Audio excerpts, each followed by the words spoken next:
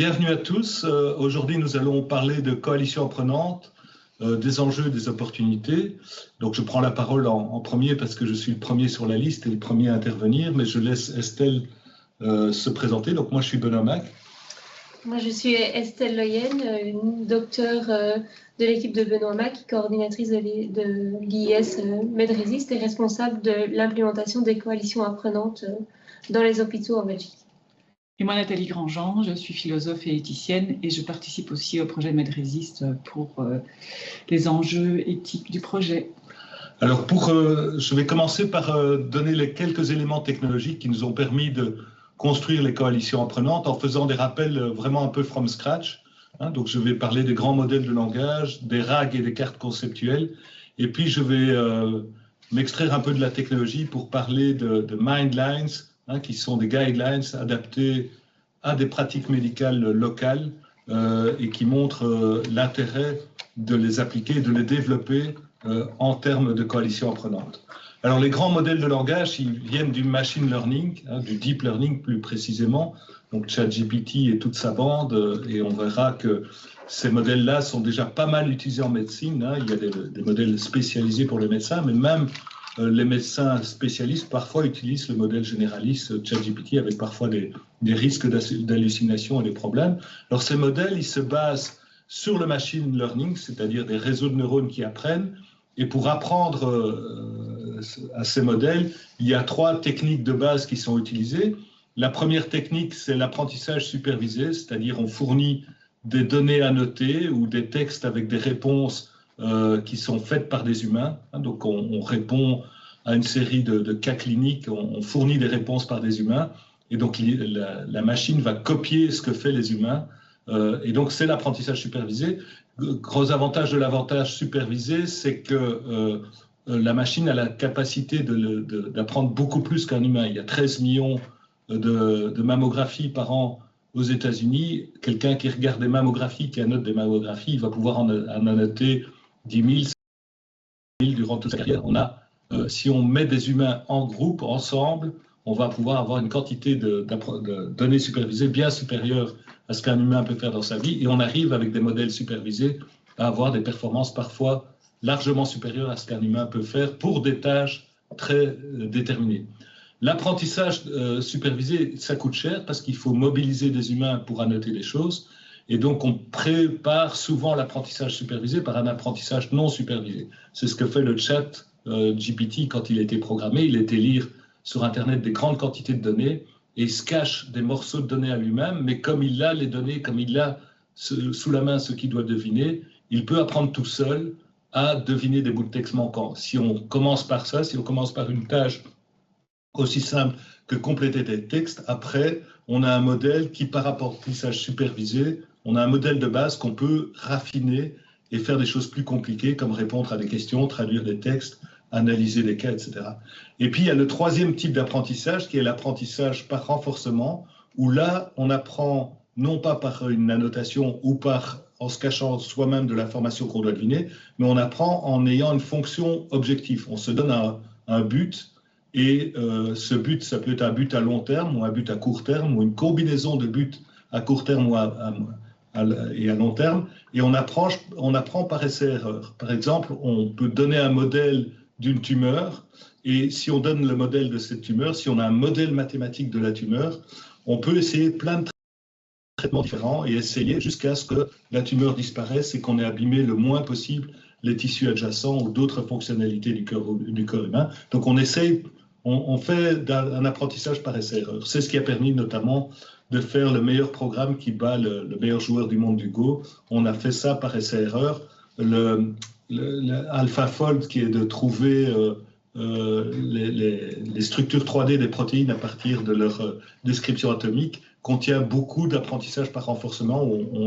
On fait des essais-erreurs jusqu'à ce qu'on trouve la bonne configuration qui permet de réaliser un traitement ou qui permet de trouver la bonne molécule. Donc les trois types d'apprentissage se retrouvent dans les modèles de type IA générative. Ces modèles sont construits par un apprentissage non supervisé, donc on parcourt des images, des textes, on a des modèles vision-langage, on a des modèles langage pur. Qu'est-ce qu'on fait? Eh bien, on prend un encodage de l'information dans un espace de représentation efficace, et puis on décode à partir de cette représentation efficace pour faire différentes tâches, par exemple traduire du texte, boucher un trou dans un texte, répondre à une question complexe. On peut commencer par un apprentissage non supervisé en allant voir des grandes données d'information et en faisant une adaptation d'un grand modèle. Ces grands modèles de langage, ça s'appelle la technologie la plus utilisée aujourd'hui, c'est les transformers, c'est le T de ChatGPT. Alors ce qui est sympa, c'est qu'une fois qu'on a fait un apprentissage auto-supervisé sur un grand corpus d'informations très très large, eh bien on a un modèle qu'on peut peaufiner, qu'on peut raffiner avec des humains. Et donc si on a un modèle généraliste qui doit répondre à des tas de questions différentes, eh bien on va engager des gens à Madagascar, au Nigeria, etc., qui ne coûtent pas trop cher et qui vont répondre à plein de questions. Et en répondant à ces questions, on a des exemples de réponses humaines. Et donc, on peut faire un peaufinage, un fine-tuning du modèle. Mais on peut aussi faire ce fine-tuning sur un domaine clinique. On pourrait avoir un grand modèle de langage qui a appris plein de choses dans le domaine des images, mais de façon très généraliste, et faire du fine-tuning par la suite de ce grand modèle pour faire des choses particulières. On a fait ça au labo notamment. On est parti de modèles vision-langage très généralistes et on a fait du fine-tuning, vraiment du peaufinage subtil pour adapter un modèle à faire de la cytologie, à faire de l'histopathologie ou à faire de la radiologie dans un domaine précis. Il y a des méthodes qui permettent de partir des modèles généralistes et de les fine-tuner sur des tâches particulières. Alors en général, ces modèles, les modèles généralistes du type ChatGPT fournissent plusieurs réponses possibles. Et on rajoute en général une couche, donc un user fait une question dans le modèle fournit plusieurs réponses et on rajoute une couche d'apprentissage par renforcement pour choisir la meilleure réponse dans les différentes réponses fournies par le modèle. Et pour ça, on utilise un système de reinforcement learning avec un humain dans la boucle qui permet de choisir les meilleures réponses. C'est pour ça que ChatGPT est politiquement correct. Au début, ChatGPT n'avait pas ce mécanisme et ChatGPT répondait énonçait parfois des propos racistes ou des propos politiquement incorrects. Eh bien, la partie apprentissage par renforcement avec un humain dans la boucle permet d'avoir une réponse qui répond à un certain nombre de critères. On peut aussi l'envisager en médecine, ce mécanisme-là. Donc ça, c'est la technologie. On a un gros modèle qu'on peut peaufiner et pour lequel on peut avoir un mécanisme de reinforcement, d'apprentissage par renforcement pour pouvoir faire le meilleur choix dans la boucle. C'est le modèle de type ChatGPT, Gemini, Claude, d'Anthropic, enfin, vous en connaissez plein. Copilot est un exemple où on regroupe de ces modèles et donc tout le monde aujourd'hui, professionnellement, quand on fait un mail compliqué, quand on rentre un dossier au FNRS, quand on rentre un projet européen, tout le monde utilise ChatGPT pour compléter, pour corriger des fautes d'orthographe, pour raisonner sur le style. C'est un outil très utile et vous verrez qu'il est pas mal utilisé en médecine aussi.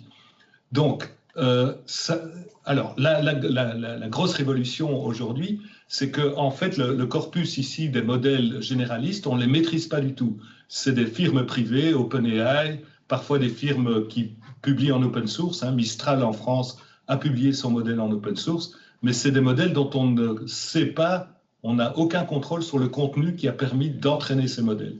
Donc, c'est pour ça que des gens se sont intéressés par combiner ces modèles. Vous voyez le LLM qui est ici, c'est ce modèle généraliste qui est capable de répondre à des tas de questions, etc.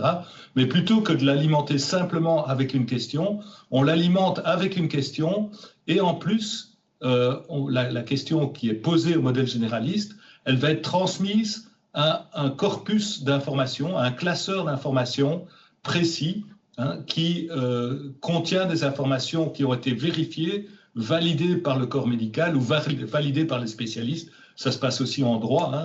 L'ARCIE a son RAG, ça s'appelle Retrieval Augmented Generation. On fait un classeur d'informations dans lequel on est content, on pense que c'est fiable. Et donc la question, elle va être posée au Large Language Model, au ChatGPT classique, mais on va fournir, en plus de la question, des éléments de documents qu'on a été chercher dans le classeur d'informations qu'on a élaboré ensemble. On voit ici déjà un premier élément de la coalition apprenante, c'est qu'il faut se mettre d'accord, quand on a une pratique médicale, il faut se mettre d'accord sur ce que c'est ce classeur d'informations. Alors si on a un domaine très précis, il y a Sami Baril, qui est le premier à m'avoir parlé des RAC en médecine. C'est un jeune neurochir de l'ULB et il s'intéressait à la stimulation du nerf vague. Il a un domaine très précis, stimulation du nerf vague pour lutter contre l'épilepsie. Il a été cherché sur PubMed et sur toutes les guidelines, tous les documents pertinents sur la stimulation du nerf vague. Et il a fait un RAG qui lui permet, quand il est face à un cas compliqué, il peut rentrer des questions en français, il peut même rentrer des images. Eh bien, le système va être sollicité comme un LLM classique, mais en plus, on va fournir un contexte, on va fournir des éléments du document, du classeur d'informations qu'il a élaboré dans le système ici. Alors, ce classeur d'informations est très important, et nous, on pense qu'une coalition apprenante doit être capable de faire ce classeur et de dire quel document est important, quel document n'est pas important. On est en train de penser à des systèmes de votation où on va donner un poids en fonction de ce qui est important à savoir face à une question particulière ou pas important. Estelle va donner quelques exemples, y compris en pédopsychiatrie, où on a des documents qui sont parfois complexes à analyser. Quand on est sur la stimulation du nerf vague, on est dans un domaine très restreint. Quand on est en psychiatrie pour une famille ou pour des enfants, on est dans des contextes beaucoup plus vastes et beaucoup plus complexes. Et l'élaboration du classeur d'informations est un système clé dans le RAG. Alors, ce qu'on fait en plus aujourd'hui, on le fait au labo, c'est qu'en plus du RAG, pour bien répondre aux questions, on veut adjoindre au classeur d'informations une carte conceptuelle du domaine pour avoir des liens entre les concepts et que les concepts soient bien nommés et que les relations entre concepts soient fournies au système qui va fournir la réponse. Donc, non seulement la question va nourrir un système d'IA classique avec la question elle-même, mais aussi avec des documents et en plus de ça, des éléments du graphe des concepts qui couvrent le domaine. Et donc ça s'appelle les graphes RAG. J'ai mis ici le RAG, le transformer, c'est une vision purement statistique des documents. On répète ce qu'on a vu. Les RAG, on répète ce qu'on a vu, mais on a choisi en plus un élément contrôlé et une information contrôlée qui permet de valider la réponse et de fournir une réponse contextualisée et qui peut donner des références vers les documents. Ici, raisonnement ontologie, concept, on est plus dans du Platon, on est moins dans la statistique. Si on se met d'accord sur une carte de concept, on peut avoir des réponses qui sont cadrées et qui doivent être cohérentes par rapport à la carte conceptuelle du domaine qui a été élaboré. Donc aujourd'hui, dans plusieurs domaines applicatifs en médecine ou dans les domaines du learning, on utilise des graphes RAG où les gens se sont mis d'accord sur un classeur d'informations qui peut être évolutif. On peut faire bouger ce classeur et la coalition apprenante peut être là justement pour mettre à jour ce classeur. Et la même chose pour le graphe conceptuel couvrant le domaine. On se met d'accord sur les concepts de base et les liens entre les concepts de base. Et ces concepts de base et les liens entre concepts de base peuvent aussi faire l'objet d'une coalition apprenante. Et donc, ça, c'est les systèmes qu'une coalition apprenante peut mettre. Et puis après, une fois qu'on a le système, eh bien, on doit prendre une décision. Et là aussi, il y a un mécanisme de peaufinage et d'amélioration des modèles qui est très important à avoir parce que le modèle seul, vous avez vu le discours de la rectrice de Gand, si on fait confiance à un modèle, parfois on se plante lamentablement, des hallucinations. Donc il faut continuer à penser à côté du système. Et donc, juste, j'ai tiré au hasard un article de 2025 qui compare des décisions prises par des modèles, différents modèles généralistes. Ce n'est pas des RAC, c'est des modèles généralistes. Et vous voyez que pour des diagnostics médicaux, il y a eu un questionnaire à choix multiples sur plein de diagnostics cliniques. Eh bien, Claude est le plus performant. GPT-4, on est déjà plus loin. Tous ces chiffres augmentent un peu. Et vous voyez ici que la précision du diagnostic, le médecin humain, est moins précis qu'un modèle sur des diagnostics cliniques et sur un QCM. On ne parle pas d'un dialogue avec un patient, etc. C'est des trucs très canalisés. Le modèle voit beaucoup plus, je vous rappelle, les 13 millions de mammographies par an aux États-Unis, donc le modèle voit beaucoup plus de cas dans sa mémoire que ce qu'un médecin ne pourrait jamais voir. Donc, un modèle sur des diagnostics médicaux complexes sur lesquels il faut répondre par un QCM, les modèles d'IA font mieux que les médecins. Alors, maintenant, si on combine un médecin et un LLM. Donc le médecin est celui qui prend la décision en dernier, mais il peut dialoguer avec un LLM. Bien, le médecin va détecter toutes les hallucinations. Il va travailler avec le LLM pour voir tout ce qui convient. Et le mieux d'ailleurs, c'est que le médecin commence à ne pas être biaisé par le modèle, mais interroge tout seul le modèle. Et puis, en interaction avec le LLM, vous voyez qu'il passe, dans le cas qu'on a ici, de 66% à 71%. Hein, ici, c'est avec le chat. Alors, un médecin plus 5 modèles d'IA, ça va augmenter. Et le mieux, c'est de mettre un modèle. Alors, un modèle plus 5 médecins, ça va fonctionner beaucoup mieux qu'un médecin plus 5 modèles. Donc, un groupe de médecins, ça c'est ce qu'on le savait, un groupe de médecins qui discutent en pool, dans un cas complexe, va toujours aboutir à une meilleure décision qu'un médecin tout seul. Et les médecins le savent bien d'ailleurs. Dès qu'ils ont un radiologue ou un psychiatre à un cas difficile, ils appellent un collègue, ils lui demandent un second avis. En mammographie, le second avis est une procédure même carrément édictée et plombée et remboursée par l'INAMI. Mais l'oncoboard, l'endroit où on discute des cas de cancer complexe, on a l'habitude. On n'a pas l'habitude de mettre le LLM autour de la table. Si on met le LLM autour de la table, on aura des meilleurs résultats que si on n'en met pas. Et on peut mettre plusieurs LLM. On voit ici Gemini, ChatGPT, Mistral, qui travaillent à table. On a mis 5 modèles et on obtient encore un peu mieux. Mais donc la base des coalitions apprenantes, c'est de se dire un groupe de médecins et un modèle d'IA vont fonctionner de façon beaucoup plus opérante, de façon beaucoup plus efficace. On va éliminer des hallucinations. On va même améliorer petit à petit le modèle. On peut, par la réponse collective faite par les médecins, améliorer progressivement le modèle. Et alors, un deuxième point que je voulais souligner aussi, qui est intéressant pour les coalitions apprenantes, c'est que si vous confiez, si vous vous mettez à rouler en voiture et que vous avez une voiture autonome, au bout de 2 ans, vous ne savez plus conduire. Qu'est-ce qui se passe? C'est que votre implication dans votre métier, si vous êtes peu sollicité, eh bien, votre performance va diminuer petit à petit. Donc, si vous êtes chercheur et que vous n'avez pas beaucoup de sollicitations, pas beaucoup de travail, en fait, votre cerveau va s'endormir petit à petit. Par contre, si vous avez beaucoup trop de sollicitations, ce qui est beaucoup le cas en médecine aujourd'hui, les gens sont sursollicités. Dans les hôpitaux, ça m'impressionne toujours l'heure d'arrivée des médecins et l'heure de départ. On voit qu'ils sont en pression continue. Eh bien, la performance va chuter parce qu'il y a une anxiété très importante. Dans les types qui ont passé des heures en soins intensifs et qui ont passé la nuit et puis qui doivent le lendemain prendre une décision complexe, ils ont le cerveau complètement envahi de plein de données, de plein de problèmes. Et donc, il y a un lieu optimum où, grâce à l'intelligence artificielle, on doit pouvoir optimiser le fonctionnement du cerveau humain. Ça porte un nom, cette fois, c'est Yerkes Dodson, et qui montre qu'en fait, il faut se trouver ici quelque part, dans la coalition apprenante, en interagissant avec le modèle et avec les autres médecins, pour ne pas avoir trop peu d'informations et trop peu de sollicitations. Le type qui est au volant de son Boeing et qui est pilote automatique, il ne se passe rien, il va avoir une performance très faible. Si on lui retire son pilote automatique, qu'il a des bip-bip partout, il va devenir fou, sa performance chute.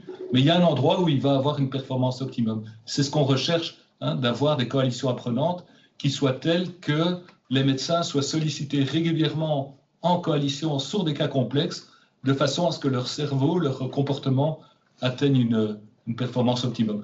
Un vieux bouquin d'Éric Topol qui parle de deep medicine, comment rendre la médecine humaine de nouveau, justement en confiant à l'intelligence artificielle tous les travaux qui surchargent mentalement de façon inutile le médecin. Okay ? Et donc c'est le modèle qu'on veut développer. Qu'est-ce qu'on veut développer?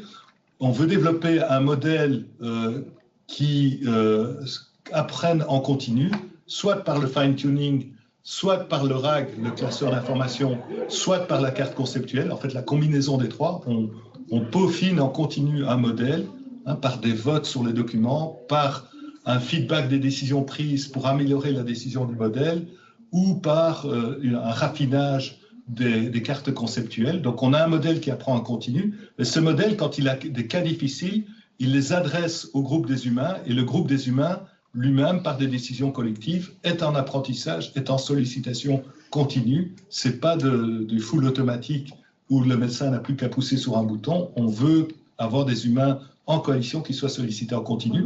Et bien sûr, le but, c'est d'avoir des décisions collectives qui soient les meilleures pour tous. Alors, je suis peut-être fort bavard. Je ne sais pas si tu as... On a le temps. On a le temps, OK. Donc, l'idée, c'est d'avoir des décisions collectives qui évoluent et qui sont en amélioration continue par l'usage d'une coalition apprenante, l'interaction entre un modèle et un groupe d'humains qui est en apprentissage continu. On parle beaucoup en médecine de Continual Medical Education. Ce modèle peut couvrir ça.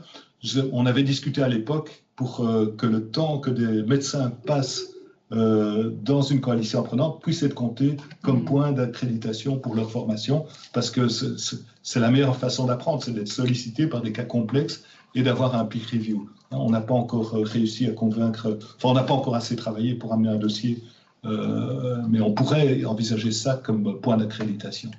Alors, juste un petit mot sur les décisions prises dans un groupe, dans une coalition humaine.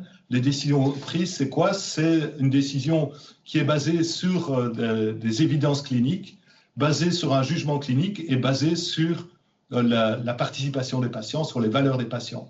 Donc, on sait que la médecine, l'evidence-based medicine, l'idée, c'est de mettre en place des guidelines. On fait un test, on fait telle pratique de radiothérapie, telle pratique de traitement de telle infection.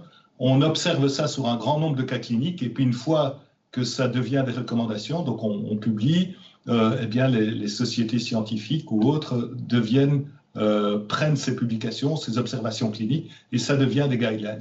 En fait, quelque part, avant l'apparition de l'IA, les gens faisaient un apprentissage collectif et établissaient des guidelines sur base d'un grand nombre d'observations cliniques en se disant, ben, oui, telle pratique permet d'avoir un survival rate augmenté ou un temps d'hospitalisation réduit parce qu'on a développé une nouvelle pratique. Une fois que c'est publié comme publication clinique et qu'il y a un consensus d'experts, ça devient une guidelines. Quelque part, les gens, la médecine était déjà en coalition apprenante avant même l'apparition de l'IA. C'est quelque chose qu'on peut souligner, qu'on doit souligner.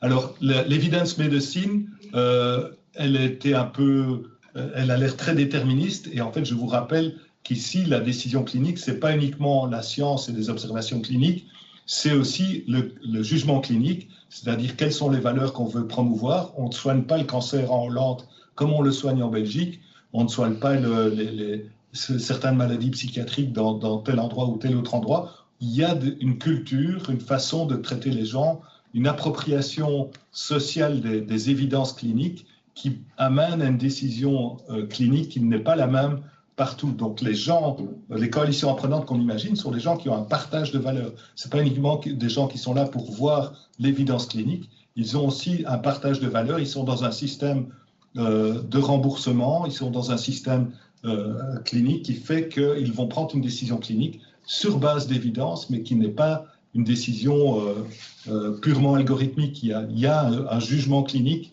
un humain qui est là et qui intègre différentes contraintes. Et l'humain qui est là, qui prend sa décision clinique, il est en dialogue avec un patient, c'est ce qu'on souhaite. On souhaite aller vers des modèles de médecine délibérative. Le rôle du patient est aussi essentiel là-dedans.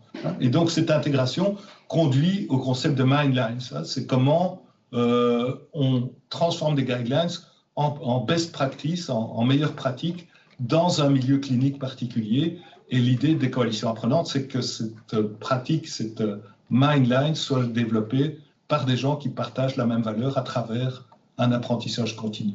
Donc ce concept de Mindline, c'était publié par John Gabay et André Lemay. C'est un papier qui nous a été souligné à l'époque où on a travaillé dans le domaine du diabète avec des adolescents. Il fallait avoir les adolescents impliqués dans le programme. Et voilà un cas où on traite des enfants avec une maladie sérieuse, diabète, mais la façon de faire était vraiment construite souvent en suivant des Mindlines.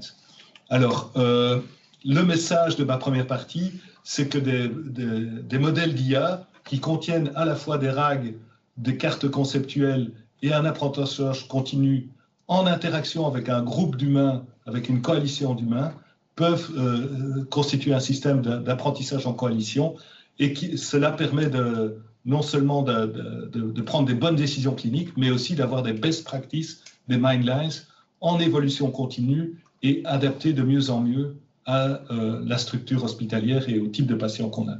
Et je laisse maintenant Estelle donner 3 exemples pour montrer comment on le fait en pratique. On est au début de cas pratiques que je te laisse, que je te donne le mulot pour continuer. Merci Benoît. Alors oui, moi maintenant je vais présenter 3 applications qu'on étudie dans le cadre de MedResist. Donc la première, ça va être lié au cancer de la thyroïde. Donc cette étude, elle est en collaboration avec CurePath, basée à Gosselies.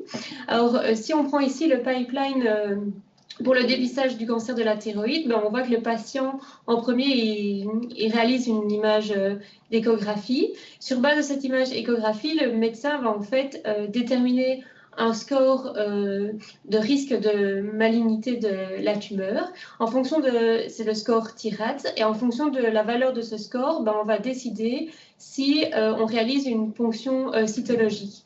Après, à partir du moment où on a cette ponction cytologique, les experts vont analyser au microscope les images cytologiques et sur base de ces images, établir un nouveau score qui est le score Bethesda.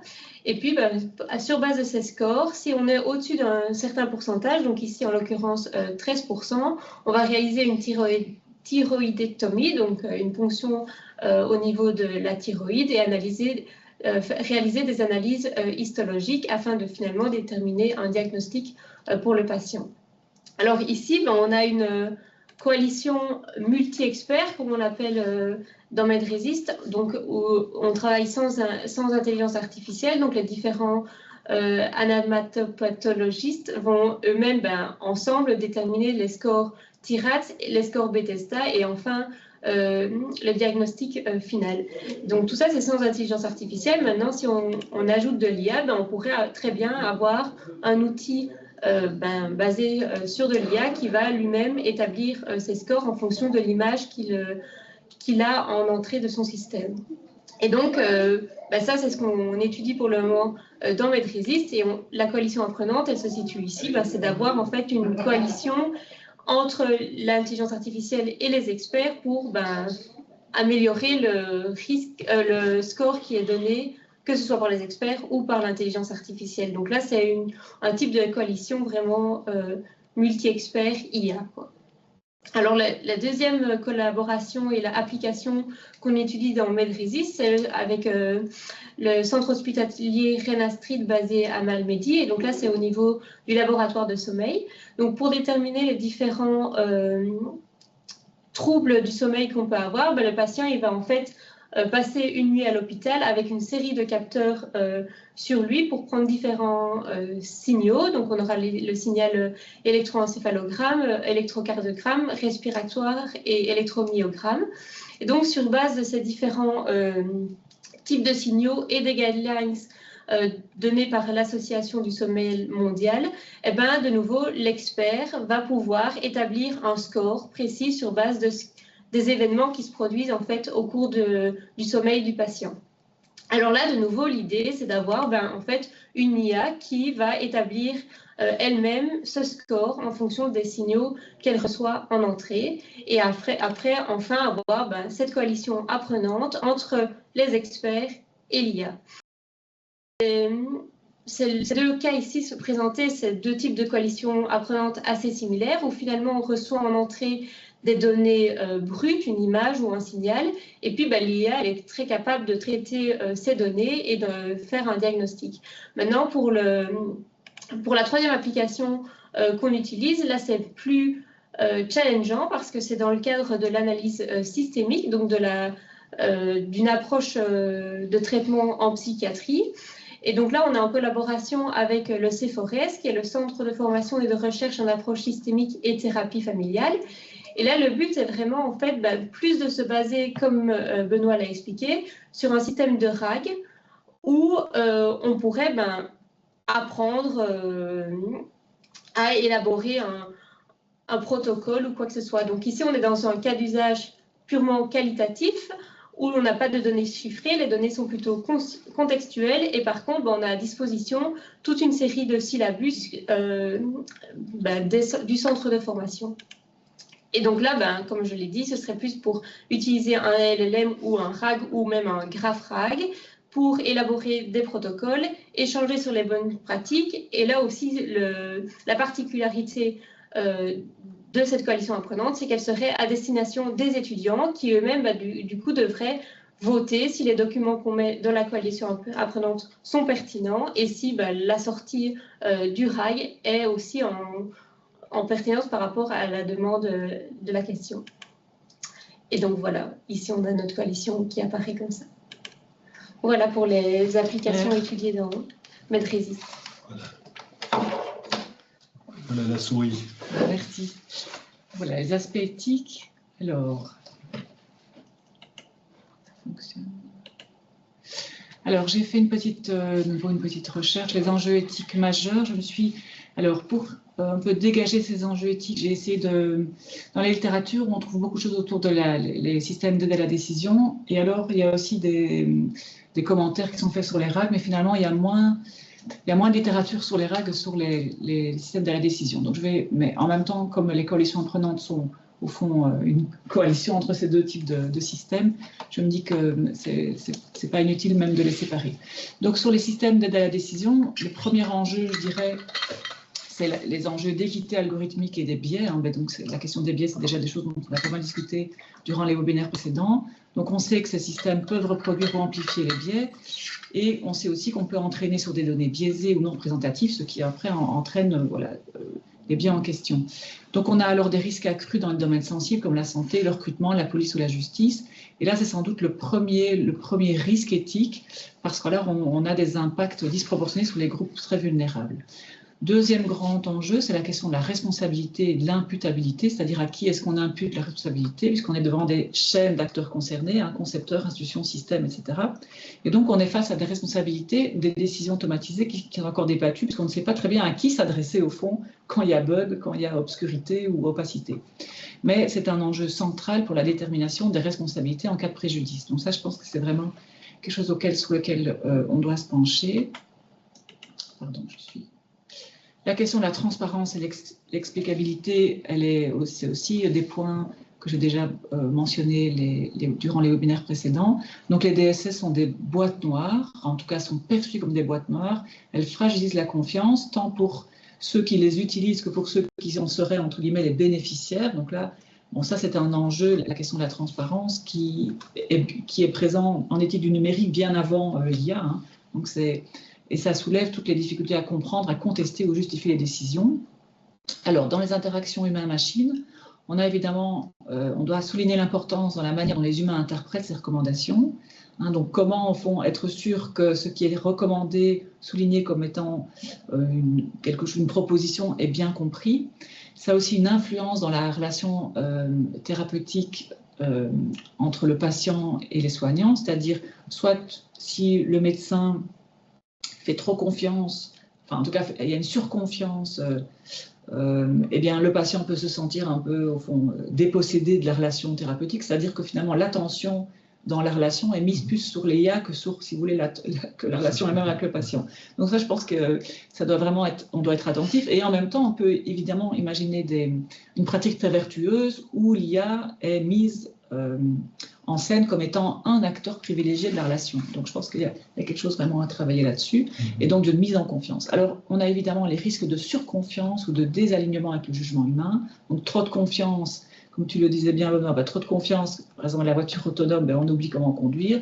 Donc c'est un peu la même chose. Trop de surconfiance, au fond, on perd son jugement, ou bien désalignement, pas du tout de confiance, et donc on continue, on est un peu en solo, et finalement on perd après la cohérence avec le reste des acteurs de l'établissement de santé. Donc une supervision humaine est indispensable, évidemment, en particulier en santé.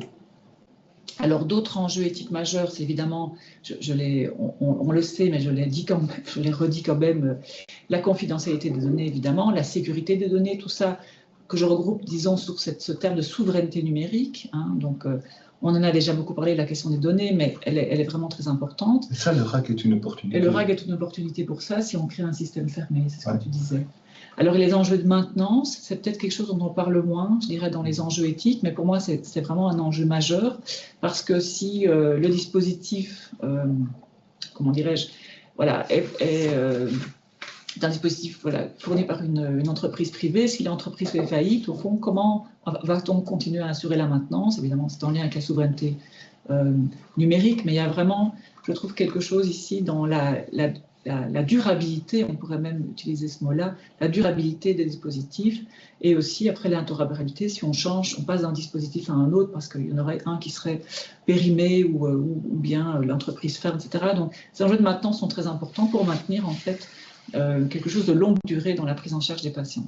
Et enfin, peut-être le dernier enjeu éthique majeur, c'est la littératie numérique des patients, c'est-à-dire, donc dans cette relation de confiance entre les soignants et les patients, il faut aussi que tous ces patients soient à même de comprendre au fond ce qu'on leur raconte. Et si notamment on essaye de promouvoir l'IA comme un des acteurs de santé, il faut que les patients puissent comprendre de quoi il s'agit. Et pas simplement se dire la machine l'a dit ou l'IA l'a dit et donc je n'ai rien à dire, elle est de toute façon plus maligne que moi.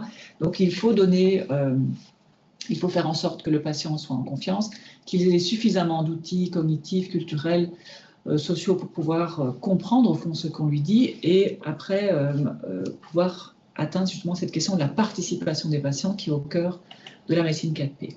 Alors, j'ai trouvé aussi un article qui m'a semblé très intéressant dans BMC Med Ethics, une enquête dans un hôpital turc. Donc, c'est un article qui date de 2024, donc relativement récent, donc une enquête de perception et d'évaluation des dispositifs d'aide à la décision aidés par l'IA par des professionnels de santé dans un grand hôpital à Istanbul. Et il y a eu donc une série d'entretiens qualitatifs semi-directifs, on en parlait tout à l'heure de faire des entretiens. Donc ici, 23 professionnels de santé en Turquie ont été entendus. Enfin, on a fait une série d'interviews avec eux, des médecins, des infirmières, administrateurs, administratrices, et éthiciens, éthiciennes. Et alors, je vais très vite ici. L'article est vraiment passionnant, mais voilà l'analyse donnée par analyse thématique, c'est-à-dire on a dégagé les axes principaux au fond des points de concernement de ces professionnels de la santé. Donc, ils vont souligner d'abord cette tension entre l'efficacité de l'IA, mais aussi l'équité dans l'allocation des ressources. Ça, je pense que c'est aussi extrêmement important. Donc là, on n'est évidemment plus à un plan où on essaye d'analyser la coalition apprenante en elle-même, mais on se dit, au fond, cette coalition apprenante, qu'est-ce que ça fait comme effet dans un hôpital, un établissement de santé? Et c'est bien ici, là, pour vous donner un peu, il y a un niveau micro, peut-être ici un niveau méso. On retrouve comme les enjeux de transparence et d'explicabilité des systèmes d'IA. On a ce problème, en tout cas cette tension aussi entre de la redéfinition des rôles et des responsabilités dans la décision clinique. Au fond, qui prend la décision? Alors, ça entraîne évidemment des questions de responsabilité, je dirais générale, d'accountability, mais aussi de, voilà, au fond, qui peut rendre compte d'eux?